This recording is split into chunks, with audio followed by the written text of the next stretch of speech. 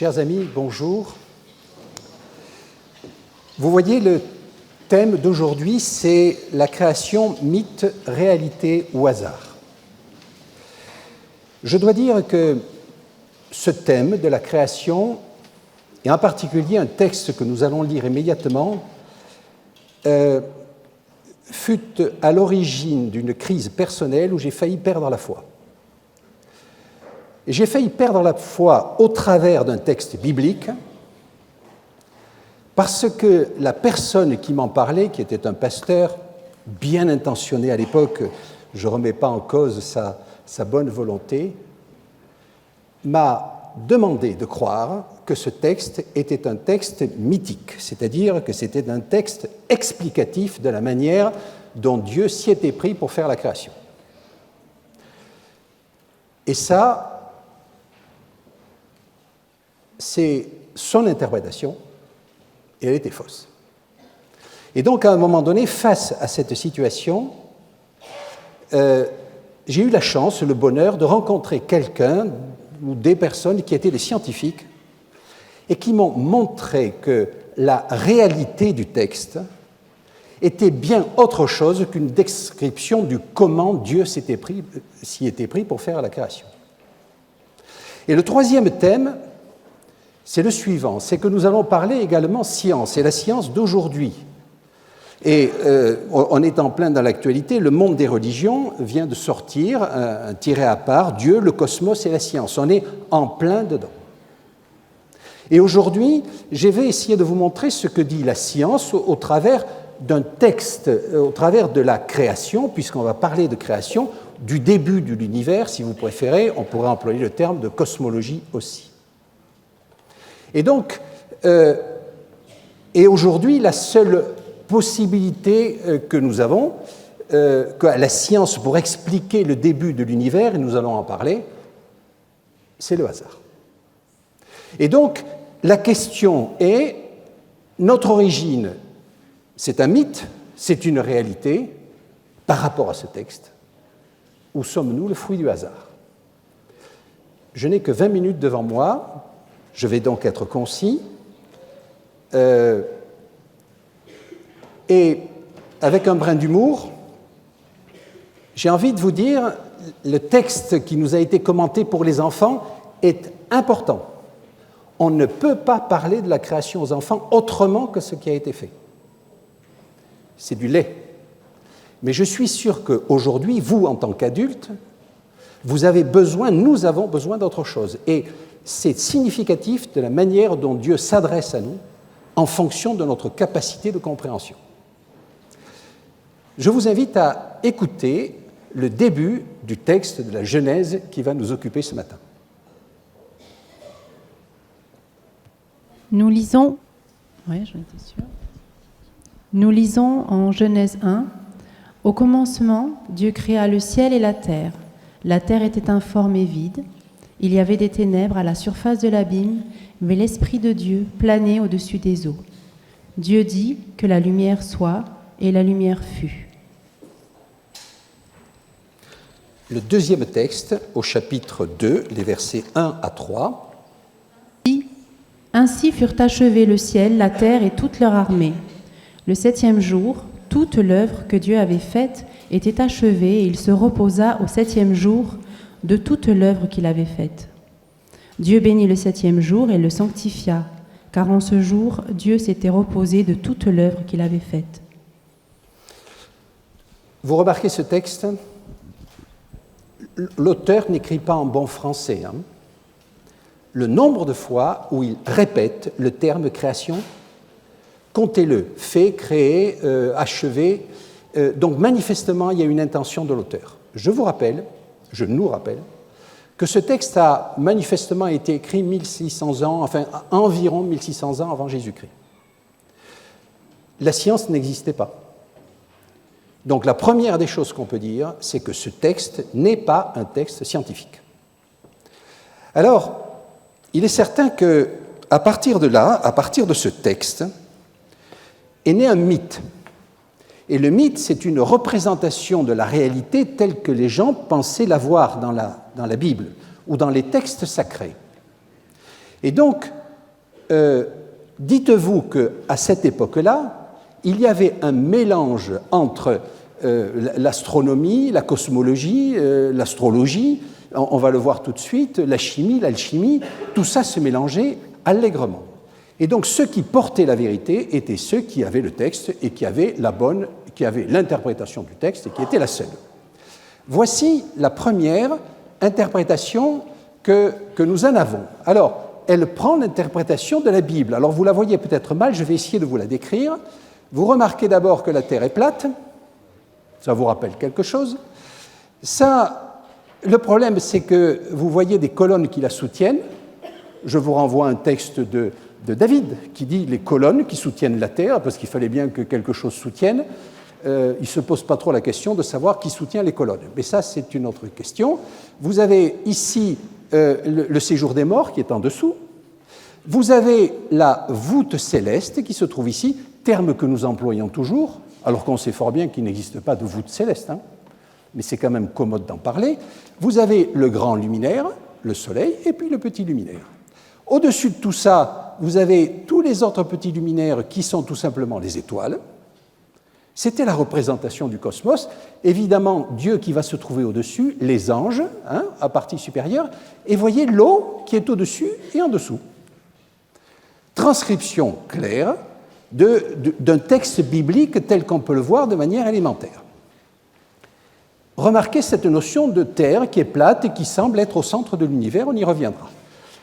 Slide suivant, là on est déjà en 800 avant Jésus-Christ. Et là je fais une petite parenthèse, mais j'aime bien cette parenthèse parce que vous avez là les signes du zodiaque, inventés par qui ? Par les Babyloniens. Et donc les Babyloniens voyaient dans le ciel un certain nombre d'étoiles que nous avons ici, avec le bélier, le taureau, et puis ont vu que le soleil passait, alors je ne rentre pas dans le détail, mais si vous le voulez, vous allez sur Internet, et passait dans ces constellations. Et on dit, ça a une influence sur nous, puisqu'effectivement, c'est pas très loin, ces étoiles sont dans la voûte céleste. Ce qu'on sait aujourd'hui, quand même, c'est qu'elles se trouvent à des millions d'années-lumière. C'est-à-dire que le signal de ces étoiles a mis des millions d'années pour venir. Premier point. Et le deuxième point que l'on sait aujourd'hui, c'est que du fait de la précession des équinoxes, c'est-à-dire que les signes ont changé par rapport aux dates. C'est-à-dire qu'aujourd'hui, on ne passe pas, le bélier, ce n'est pas du 21 mars au 21 avril. Désolé. On est dans l'autre constellation qui est à côté. Or, aujourd'hui, en France, si vous éditez un journal, mettez l'horoscope. C'est 80% des lecteurs qui lisent l'horoscope. Je vous ai démontré que c'était scientifiquement faux. Et 30% des Français croient à l'horoscope. C'est quand même surprenant. Et ceci vient d'un concept qui date des Babyloniens. Ce qui veut dire que nous sommes, même aujourd'hui, avec des concepts anciens de type voûte céleste, et vous le pratiquez tous les jours. Quand nous disons le soleil se couche, à l'époque, David dit, comme on voit le soleil partir à l'horizon, il se couche, et donc il va dans sa tente. Vous employez cette expression. Vous savez que c'est parfaitement faux. Le soleil ne se couche pas, c'est la Terre qui tourne, quand même. Mais nous employons des termes qui sont des vieux concepts. Alors, derrière ça, on va voir que l'Église, finalement, ou la religion, qui a toujours cette même mise sur l'interprétation du cosmos, parce que c'est eux qui ont les textes et c'est eux qui ont l'interprétation. Je dirais qu'un événement important va se produire, 1600. 1600, c'est Galilée. Et Galilée, avec le développement de la science, en particulier des lunettes astronomiques, va dire, mais en fait, la Terre n'est pas le centre de l'univers. Et il va se heurter à l'Église, et dites-vous que pour beaucoup de nos contemporains encore, cette erreur qu'a fait l'Église en général à ce moment-là, de vouloir fournir une interprétation scientifique à partir d'un texte qui n'avait absolument pas cette vocation, va faire que la science a dit, Dieu, on va le faire reculer de plus en plus. Et il recule de plus en plus. Et il ne recule pas en son essence, mais il recule par l'interprétation que les hommes en ont faite. Alors l'interprétation de Galilée, on la voit derrière ici, et c'est déjà mieux dans l'interprétation de l'univers, mais ce n'est pas parfait. Parce que, certes, il met le Soleil au centre, alors ça y est, ça commence à être vrai. Hein. Le Soleil, on tourne autour du Soleil, d'accord ? Pour ceux qui voient ceci, quel est le problème de cette interprétation, qui est déjà mieux ? Hein, la Terre n'est plus le centre. Erreur, les trajectoires sont des cercles, c'est faux. Aujourd'hui, on sait que ce sont des ellipses. Et vous remarquez, le problème, c'est qu'il a mis des étoiles fixes tout autour. Il n'a absolument pas conscience de la dimension de l'univers. Normal, les instruments commencent. On avance, il faut que j'avance vite, et donc la science va se développer, et j'allais dire, dans un premier temps, en relation avec la conception, slide suivante, on y est, en relation avec la foi, puisque des grands savants comme Newton, par exemple, qui a écrit plus en théologie qu'en science. Et donc, cet homme était croyant. D'ailleurs, voilà ce qu'il dit, l'agencement du monde est l'ouvrage d'un être tout-puissant et intelligent. Donc, il conserve cette notion d'un être tout-puissant et du coup, de cette nature qui est un autre livre, c'est le livre des actions de Dieu. Et donc, la Bible, livre écrit sur la pensée de Dieu et la nature. Et donc, il est normal d'étudier la nature, puisque c'est un livre qui est donné par Dieu. Avec cette fameuse question de Leibniz que vous connaissez bien, et on va en reparler, pourquoi existe-t-il quelque chose plutôt que rien ? Ça vous paraît peut-être aberrant ou étonnant comme question, mais dites-vous que la science dit aujourd'hui, à partir de rien, il n'y a rien. Or, il existe quelque chose, la preuve c'est que vous êtes là. Et la question c'est d'où ça vient. Et c'est la question que nous nous posons. Pour les jeunes, vous reconnaissez la formule de Newton ? Bien connue ? Absolument. Donc voilà, c'est avec ça, que cette formule, qu'on arrive à démontrer que, eh bien, la Terre qui tourne autour du Soleil n'est pas animée par quelqu'un, Dieu qui l'a fait tourner en permanence, mais il existe une loi mathématique qui est celle-ci, qui dit que tout simplement, quand il y a un gros corps énorme qui s'appelle le Soleil et un plus petit qui s'appelle la Terre, eh bien, il va tourner tout autour dans une ellipse, voilà, naturellement. Et là, vous voyez, même dans cette formule, on évacue Dieu d'une conception qui était celle antérieure, qui était de dire, eh bien, c'est Dieu qui fait tourner les astres autour du Soleil. La physique dit, c'est une loi mathématique. Et donc, on arrive au sommet qui est celui-ci. On va dire, nous sommes aux alentours des années 1800-1900. Vous voyez que, voilà, la science et la foi vont évoluer jusqu'à un moment, on va dire, la place devant Napoléon, la place très connue, chimiste français, à qui il présente un livre. Et Napoléon dit, mais je ne vois pas Dieu dans ce livre. Et la réponse est terrible, hein, Sire, je n'ai pas besoin de l'hypothèse Dieu. Et le plus fort, c'est Kelvin. Vous connaissez Kelvin ? Oui, les jeunes, là. Il y a les degrés Celsius et les degrés Kelvin. C'est lui qui a inventé le zéro absolu. Bon, donc c'est un gars très bien. Hein. La physique a fourni une description cohérente et a priori complète de l'univers. Ce qui veut dire que si la physique a donné une description cohérente et complète de l'univers, j'ai plus besoin de Dieu. Vous voyez jusqu'où on est allé dans la séparation ? Et attention, beaucoup de nos contemporains sont dans cette position. Ce qui se passe en ce moment, et qui se passe à partir des années 1920, donc c'est récent, la science matérialiste est venue en question. Et là, j'ai besoin de vos connaissances et que vous me disiez qu'est-ce qui s'est passé en science de manière étonnante dans les questions que va se poser la science. Première chose, vous connaissez qui a écrit ça ? Einstein. Elle dit quoi, cette formule ? que l'énergie est égale à la masse multipliée par le carré de la vitesse de la lumière. Qu'est-ce qu'il y a derrière ça? Derrière ça, il y a la bombe atomique. Derrière ça, il y a l'énergie nucléaire. Derrière ça, il y a les trous noirs. Derrière ça, surtout, la relativité du temps et de l'espace. Et là, on commence à être inquiet. Einstein nous dit, deux personnes qui vont à des vitesses différentes voient le temps passer de manière différente. Et ça va, on l'a mesuré. L'expérience pourrait être la suivante, deux jumeaux dont l'un part très loin dans les étoiles et assez vite revient, et quand il revient, son frère est plus âgé que lui. Donc le temps est relatif, l'espace est relatif. Et donc la sécurité dont nous parlait Kelvin, j'ai tout compris, c'est fini. C'est fini avec Einstein. Et Einstein fait une équation d'ailleurs dans laquelle il va décrire l'univers, c'est la théorie de la relativité généralisée. Donc souvenez-vous, E égale MC2, théorie de la relativité. Elle a changé le monde. Si vous n'y croyez pas, n'utilisez pas vos téléphones portables, n'utilisez pas un GPS, parce que c'est utilisé là-dedans. Deuxième question majeure, celle-ci. Plus difficile, ça, c'est qui?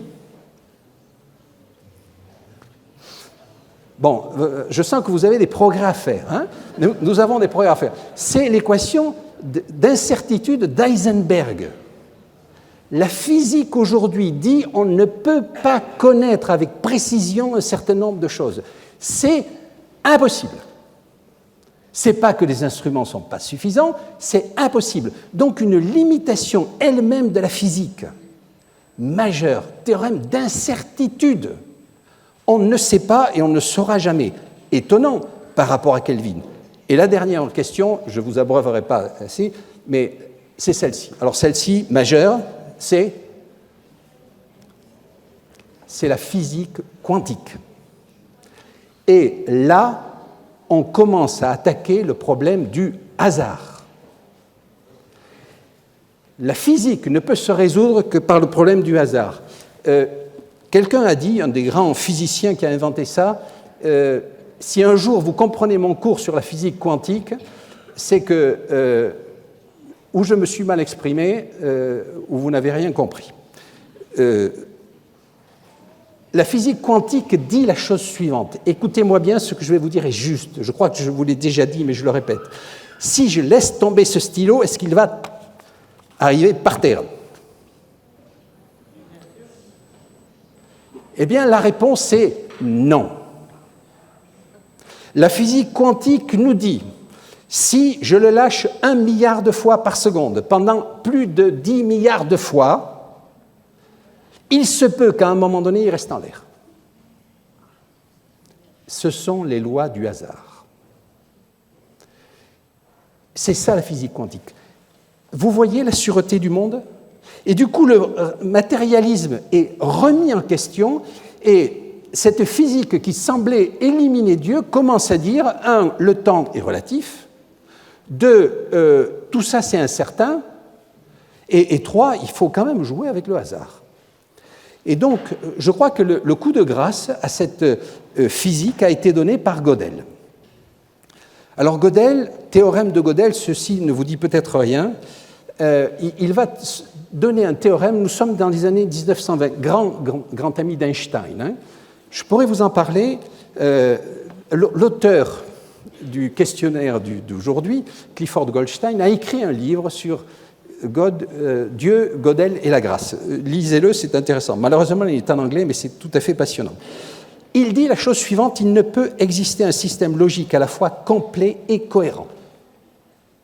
C'est-à-dire que même les mathématiques, même la géométrie, est basée sur un postulat, le postulat d'Euclide, vous rappelle un peu quelque chose, on a démontré qu'il était indémontrable.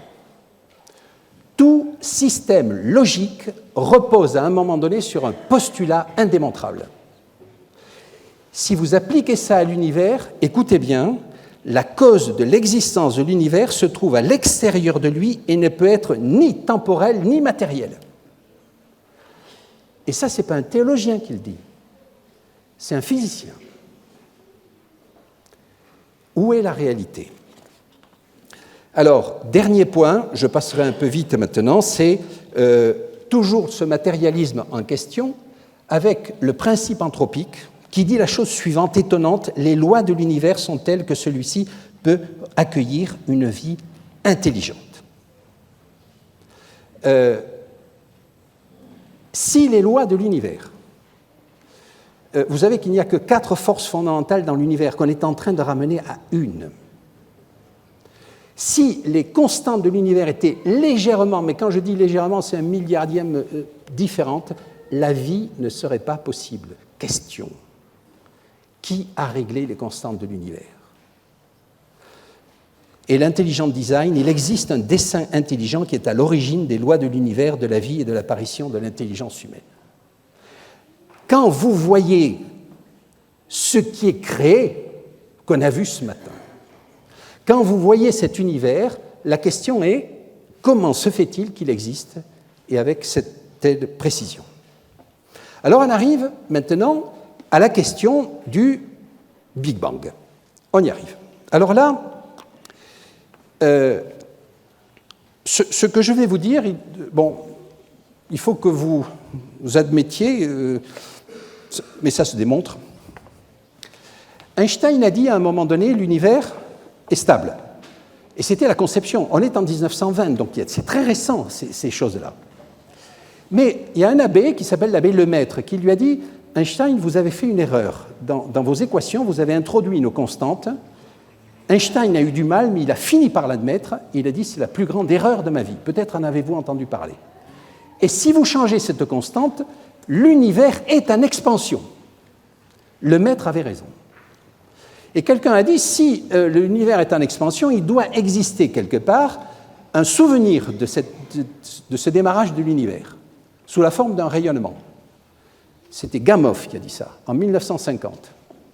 En 1960, et là, vous imaginez, j'ai 14 ans à cette époque, quelqu'un découvre le rayonnement qu'on avait prédit.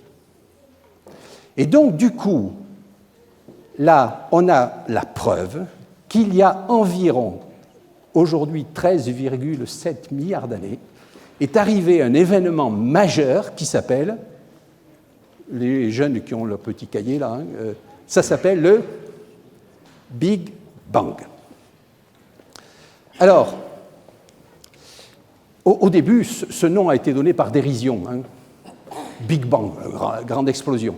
Dites-vous que le Big Bang, ça veut dire qu'il y a 13,8 milliards d'années, naît à la fois le temps et l'espace. Et Einstein et les gens se sont opposés longtemps à l'existence du Big Bang. Vous savez pourquoi? Parce que l'existence d'un Big Bang signifie qu'il y a un commencement à l'univers. Et s'il y a commencement, il y a problème. Qui a lancé le commencement? Vous vous souvenez du texte qu'on a lu? Au commencement, Dieu créa. Je ne vais pas faire du syncrétisme en disant ça. Mais la Bible nous dit au commencement Dieu. Et la science nous dit aujourd'hui, au commencement, il y a 13,8 milliards d'années, c'est très précis, le Big Bang. Toute l'énergie de l'univers, toute la masse de l'univers que l'on connaît aujourd'hui tient dans un volume qui est inférieur à celui d'une orange. Et là, on déroule les équations de la physique que l'on connaît. Et quand on déroule ces équations, eh bien, on voit que là, on était encore à 13,7 milliards d'années. C'est devenu un peu plus précis. Eh bien, voilà, il y a ce rayonnement fossile qui est là, et puis la formation des galaxies, et puis la Terre qui apparaît il y a 5 milliards d'années environ, et puis on est là avec une expansion de l'univers qui est présente. Ce Big Bang pose un problème, et vous pouvez me poser la question, est-ce que vous croyez au Big Bang? Me poser la question de si je crois au Big Bang, alors je peux citer ma référence, Clifford Goldstein, que vous allez connaître, y croit. Mais ce n'est pas une référence non plus.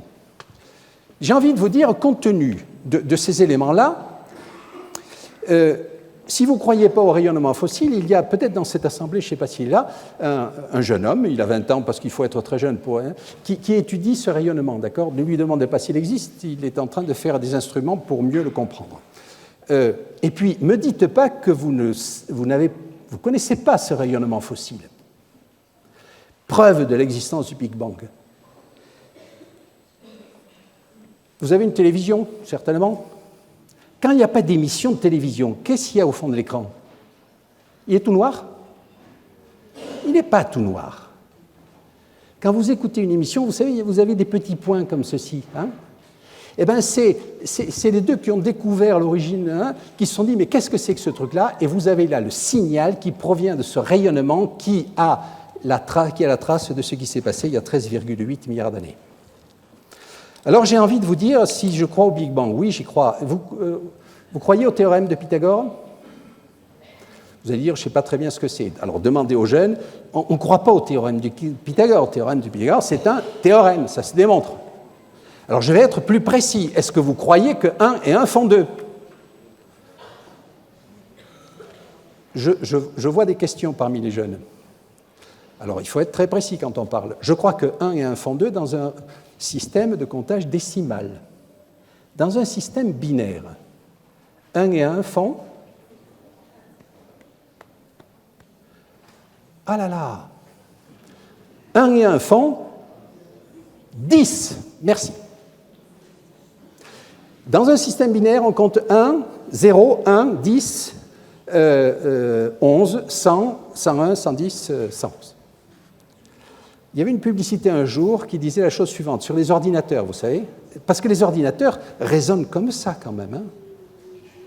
Il disait, si vous ne savez pas que 1 plus 1 égale 10, entre parenthèses en système binaire, vous n'avez pas le droit d'utiliser, vous ne méritez pas d'utiliser un ordinateur. Voilà. Donc, voilà où nous en sommes. On passe au suivant. Voici ce que c'est que l'histoire de l'univers se trouve là. Alors maintenant, j'en arrive au bout. La question est de savoir, aujourd'hui, quelle est la position de la science par rapport à ce Big Bang. Il y a 30 ans, quand je commençais à m'intéresser à la cosmologie, quand je prenais un livre sur l'origine de l'univers, je vous rappelle que ceci est quand même récent, hein, en fait, la question de Dieu ne se posait pas. Parce qu'on avait l'impression qu'on allait avancer et découvrir un certain nombre de choses. Aujourd'hui, et j'en ai fait encore récemment l'expérience, vous allez à la FNAC, vous prenez un livre sur l'existence de l'univers. Alors, à ce propos, je vous ai, pour ceux que ça intéresse et pour les gens qui viennent peut-être pour la première fois, il y a un résumé de ceci et j'ai mis là-dedans quelques livres de référence par rapport à ça. Tous les livres de cosmologie, c'est-à-dire qui parlent de l'origine de l'univers du Big Bang, sont à un moment donné obligés de parler de Dieu pour dire qu'ils y croient ou qu'ils n'y croient pas, mais l'hypothèse Dieu devient à un moment donné évidente. Regardez les commentaires qui sont faits par rapport à ça. Erdos, Dieu a fait deux choses folles. Alors, vous savez, les physiciens ont toujours beaucoup d'humour. Hein. Dieu a fait deux choses folles. Premièrement, il a créé l'univers dans un Big Bang. Deuxièmement, il a été assez négligent pour laisser derrière lui les traces de son action. J'ai trouvé ça pas mal.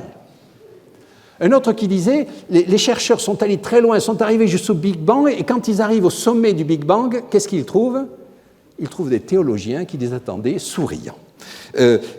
Alors, le troisième, un peu plus physique, mais vous allez comprendre, lui, c'est un astrophysicien, un mathématicien excellent, hein, très, très connu. Si vous acceptez l'idée qu'il n'existe qu'un seul univers, le nôtre, nous devons postuler l'existence d'une cause première qui a réglé d'emblée les lois de la physique et les conditions initiales. Les lois de la physique. Dès les débuts de l'univers, il y a des lois physiques. Et la question fondamentale, c'est est-ce que ces lois physiques existaient avant le Big Bang? Et si c'est le cas, qui a créé les lois physiques? Alors, la seule solution aujourd'hui en la physique au sujet de la création du début de l'univers du Big Bang. Alors, vous avez vu, les chrétiens, nous avons, nous, de notre côté, notre position. Au commencement, Dieu créa. La seule solution est la suivante. Alors écoutez-moi bien, et vous allez voir combien la science a besoin à un moment donné de foi, mais après tout, pourquoi pas. Si vous prenez le vide intégral, vous essayez de me suivre, et que vous prenez la physique quantique, à un moment donné, il n'est pas impossible que dans ce vide se crée tout seul une particule et une antiparticule. Ne me dépendez pas de vous le démontrer, ce n'est pas l'objet, mais imaginez que ça existe. Évidemment, elle se recompose instantanément. Pas instantanément, mais elle se recompose. Et si maintenant, au lieu d'une particule, vous en mettez deux, la probabilité est déjà beaucoup plus faible. Et si vous en mettez le nombre de particules de l'univers, grosso modo 10 puissance 63, c'est-à-dire un 1 avec 63 zéros, la probabilité n'est pas nulle. Mais elle est encore moins grande que si je laisse tomber ce stylo par terre pour qu'il reste en l'air. Donc la seule possibilité qu'a la science aujourd'hui sur l'existence de ce Big Bang, c'est le hasard. Et alors franchement, les amis, c'est pas impossible, hein, mais franchement, nous avons, nous, beaucoup de chance. D'abord d'être dans un univers avec ses constantes, et que les constantes aient été choisies pour que la vie soit possible. Parce que dites-vous que la vie n'est pas possible dans la grande majorité de l'univers. Par chance, il faut un soleil pas trop gros, il faut une planète pas trop grosse, pas trop proche du soleil. Vous savez que si on était 1% plus près du soleil, les océans se seraient évaporés. Si on était 1% plus loin, à ce moment-là, les océans seraient de la glace. La vie, dans tous les cas, serait impossible. Franchement, on a beaucoup de chance. Mais ce n'est pas impossible. Et donc, nous en arrivons maintenant à la fois à la conclusion et en reprenant le texte. Et j'aimerais qu'on lise le texte similaire à celui de la Genèse que l'on va trouver dans le Nouveau Testament et il se trouve dans Jean. Au commencement était la parole, et la parole était avec Dieu. Et la parole était Dieu. Elle était au commencement avec Dieu. Tout a été fait par elle, et rien de ce qui a été fait n'a été fait sans elle. En elle était la vie, et la vie était la lumière des hommes. Et à partir du verset 9...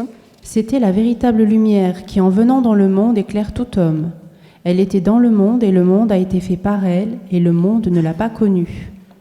Elle est venue chez les siens, et les siens ne l'ont pas reçue.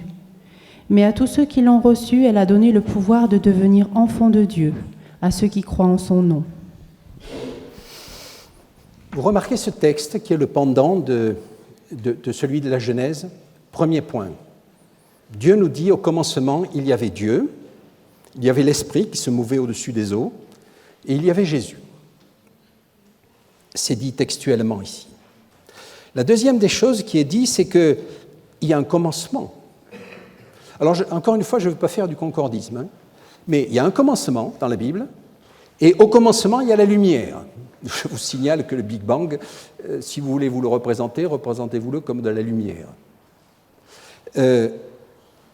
Et au travers de ceci, vous remarquez que le texte est en train de nous dire le but de cette création, essentiellement, c'est l'homme. Quand vous reprenez le texte de la création, il y a 3 bénédictions prononcées par Dieu. Et ces 3 bénédictions sont lesquelles? Vous vous souvenez? Dieu va bénir 3 choses, enfin on va dire 3 choses, 3 éléments. La première, il va bénir les animaux. Vous savez, il faut faire attention, quand il y a une bénédiction de Dieu, d'aller contre. Et le souci qu'on doit avoir des animaux, à mon avis, rentre là-dedans. La deuxième bénédiction, c'est les humains. Dieu va bénir les humains. Fait à sa ressemblance, ou plus exactement pour devenir à sa ressemblance. Je vous renvoie au culte de Bernard la semaine dernière, très, très fort sur le sujet. Le but, c'est que l'homme arrive à cette ressemblance, un Dieu d'amour. Et la troisième, bénédiction, que vous connaissez, c'est le sabbat. C'est-à-dire le sabbat, jour, alors qui est souvent présenté comme un jour de repos, c'est ce qui est dit dans la Bible aussi, mais qui est surtout, et c'était bien présenté ce matin, un jour de rencontre entre Dieu et l'homme. Un jour de bénédiction. un jour de dialogue entre Dieu et l'homme, parce que c'est ça qu'il voulait. Et donc on voit bien que ce texte de la Genèse tel qu'il est là n'est pas un texte scientifique. Ne lui faisons jamais dire que Dieu s'y est pris de cette manière pour créer l'univers. Ce serait aller contre l'intention du texte, contre l'intention de l'auteur, et puis si vous faites ça, vous risquez d'avoir des gens comme moi qui disent « si c'est ça, moi, je ne vous crois pas. Je ne vous crois pas. » Par contre, c'est un texte majeur, et ce n'est pas un texte mythique, c'est un texte anti-mythique. À l'époque, je vous rappelle que ce texte, qui peut nous paraître un peu bizarre, est en train de dire que le soleil est un grand luminaire face à une civilisation égyptienne dans laquelle le Dieu est le Dieu soleil, où la lune est adorée, où les animaux sont adorés. Et ce texte dit, attendez, le grand luminaire et le petit luminaire, ce sont des créations de Dieu. Les animaux sont des créations de Dieu. Ils ne doivent pas être adorés. Je vous rappelle qu'à cette époque-là, on adore les signes du zodiaque. Peut-être encore maintenant un peu, mais ça c'est autre chose. Et ce texte est en train de nous dire, il existe un Dieu d'amour qui va créer l'univers, qui vous aime, qui rencontre, on peut y aller la fois suivante, voilà ici, un Dieu créateur qui rencontre ses créatures pour parler avec elles, et spécialement le 7e jour, jour de repos et d'adoration. Chers amis, lorsque nous parlons science, ne raisonnons pas science du temps de Calvin, d'accord ? En disant oui, mais de toute façon la science remet tout en question. Attention, elle est beaucoup plus loin. Et si maintenant vous êtes scientifique ou que vous ne connaissiez pas la parole de Dieu, attention de ne pas juger les chrétiens ou le christianisme au travers de ce qui s'est passé en 1600 avec Galilée. C'est fini. C'est fini. La science a évolué. La religion a évolué. Et la religion dit clairement aujourd'hui, et c'est clair, le texte de la Genèse nous dit le pourquoi des choses, et pour être plus précis, le pour qui des choses. Vous voulez étudier le comment des choses? Alors faites de la science. J'ai envie de dire aussi, quand je regarde le cosmos, franchement, personnellement, je ne vous demande pas de me suivre, je vois Dieu. Je vois Dieu. Et quand j'étudie la Bible, je rencontre Dieu à titre personnel. Voilà, c'est mon expérience. Elle a failli être douloureuse, et vous comprenez qu'aujourd'hui, de cet élément, j'ai fait quelque chose qui est plutôt en confort de ma propre foi. Mais attention à l'utilisation des textes que nous faisons, nous chrétiens, et attention au jugement que vous pouvez porter, vous, non-chrétiens ou sympathisants, par rapport à ce qui a été à un moment donné la foi. Je vous souhaite, chers amis, chers frères et sœurs, une bonne journée et bon sabbat.